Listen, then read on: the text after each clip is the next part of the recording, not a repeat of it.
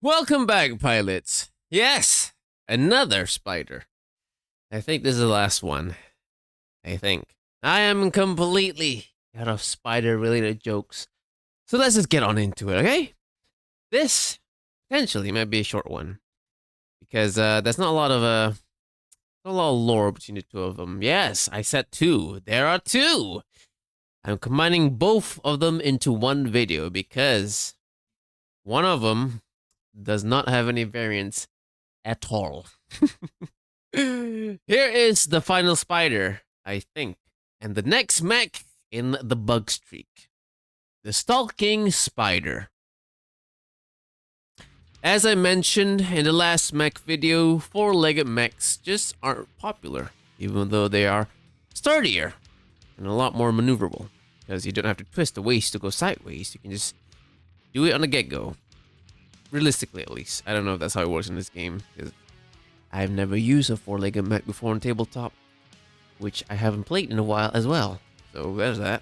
Side note, I honestly feel like that, the four-legged quad mechs aren't popular in lore because they're reflecting in real life. Like how many people actually use quad mechs? I've never seen that before.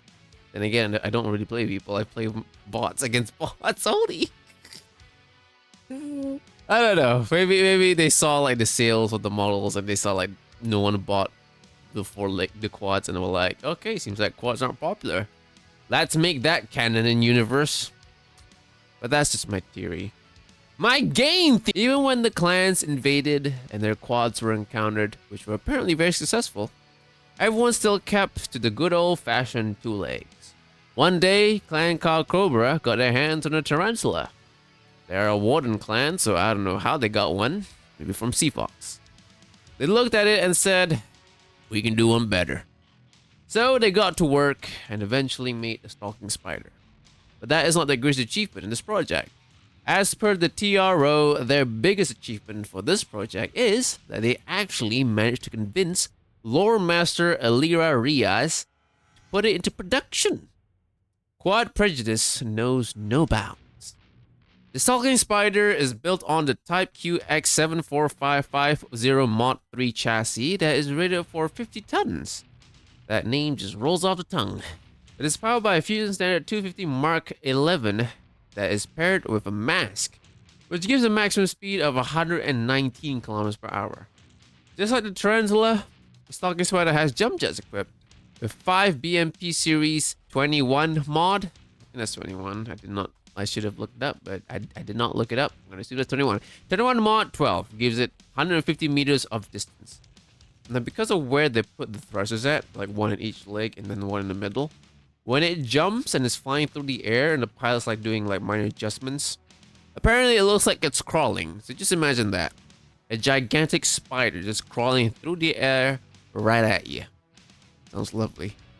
For protection, the mech is covered in 8 tons of compound RSH-5 ferrofibers armor and is armed with a Type DDS Kingston ERPPC, 2 CCW P14 SRM4s, and 2 Series PPX-19 medium pulses that are hooked up to a Series 32 multi-track targeting computer.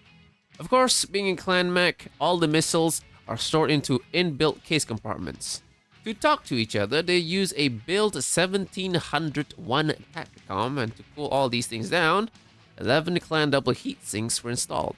Also, just to make it clear, the Stalking Spider isn't an Omni-mech. The Stalking Spider is a very stable mech. Stable enough that Cloud Cobra always uses these guys for combat drops, which means they literally jump out their dropships mid-air and land with their own legs. A year after release, Cloud Cobra came out with the Stalking Spider II. This one is designed to be more of a sniper scout, which I have to say is a very good thing to do in Gates of Hell Ostfront. You buy a sniper, you click the don't shoot button, you make him crawl, and you watch him go. Pair him up with a big gun and you get the big kablooey. Anyway, they removed the ERPPC and SRMs and replaced them with a heavy large laser hooked up to a targeting computer and installed a tag and an active probe. They also managed to squeeze in one extra heatsink. About 12 years later, the third one came out, and this one was made for close range fighting. The medium pulses were retained again, but the 2 other weapons were replaced with an SRM-6 and 2 heavy small lasers. And they also installed a target computer for this one too. Instead of one extra heatsink, this one has an extra ton of armor. And now a series first. I'm going to include another mech into one video. Why? As I said before, this next one doesn't have any variants, and since it's based on the Stalking Spider, and also called the Stalking Spider, I'm just going to include it in here. So without further ado, the Stalking Spider II. Yes, 2, not 2, 2. There's a difference. Years later in 3110, the new century, the clans are now embedded in the inner sphere. They now have their own territories there, and with territory comes neighbors. Neighbors that you can either shoot or trade with. Clan Seafox chose the latter. As a side note, these guys are trading nomads. They have like 3 planets, and I think they're just mostly for resource extraction. I don't know. I'm not a clan guy. Anyway, the Seafox, being traders, they're always looking to make more deals. And what better way to get more deals than to make a mech, because everybody wants a mech, especially ones with clan tech. So what better way to meet this demand than to make a mainly export version of a clan mech? With that idea in mind, they got to work and then made the Stalking Spider II. Not to be mistaken for Stalking Spider II. They need to retcon the name, man. The Stalking Spider II uses the same chassis, but it's only rated for 45 tons for some reason. The engine was swapped out for a 225 Fusion Standard engine, but it does not come with a mask, so it can only reach the standard 86 km per hour. It's got the same amount of jump jets, just a different model. The Clan Standard 14X series standard. It is only covered in 9.5 tons of forging ZK-11 standard armor instead of ferrofibers. For weapons, it carries a Series 4D2 heavy large laser and 2 Type 1 cross pattern SRM4s on its back turret. Yes, turret. This thing is basically a tank with legs. It's also got 2 Series 14 heavy machine guns just on the left side of the cockpit. The pilot targets these weapons for the Able 7 sensor suite and talks to other people with the S9R Beta series communications. Seafox installed 13 kind of heatsinks to keep you pulled down. The turret at the back allows the mech to shoot at any direction, but it comes at a cost. The reloading mechanism for the SRM is a bit finicky. The turret, which has led to the death of one Lieutenant Roberto Rodriguez, who blew up trying to shoot a pirate with his missiles. The pirate was basically the last guy in that fight, so that's just sad.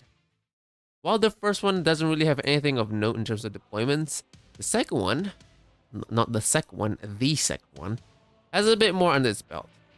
The Stalking Spider II is quite the seller, with many second-line units, defensive forces, and mercenaries buying quite a number of them.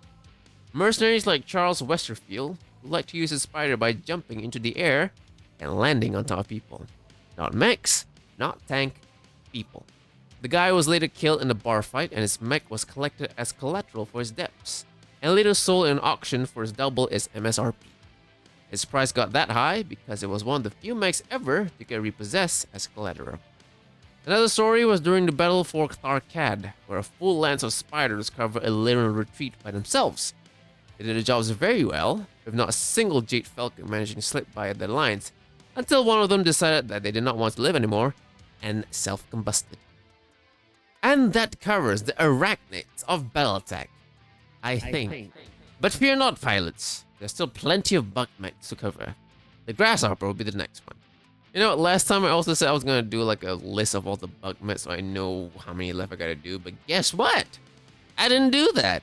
So who knows how many of them are there still. But that's this week's briefing, pilots. Thank you for joining in this exchange of knowledge, so that when we reach Earth and fight these things, you know exactly what they're all about. If you are Jupiter colonists and have a sudden patriotic urge to join the fleet, then please do click that subscribe button down there. You can get your own mech in the fleet to shoot Earth people with it, yes. But if that urge isn't as strong, then maybe you could at least please just spread the word by clicking the like button. That helps with the algorithm, I think. Streaming! I do that here too, if you like watching people playing I mean training streams, yes, I train in my own mech, that when I fight on Earth, I'll be the best pilot ever. I do that here, and also on Twitch. And also, finally, on a more somber note, if you'd like to visit my cemetery, you can click the Discord link down there. Please join and contribute to the silence in honor of the fallen ones. But until the next briefing, pilots, take care, Glory to the Jupiter colony. Shoot Earth people and don't die.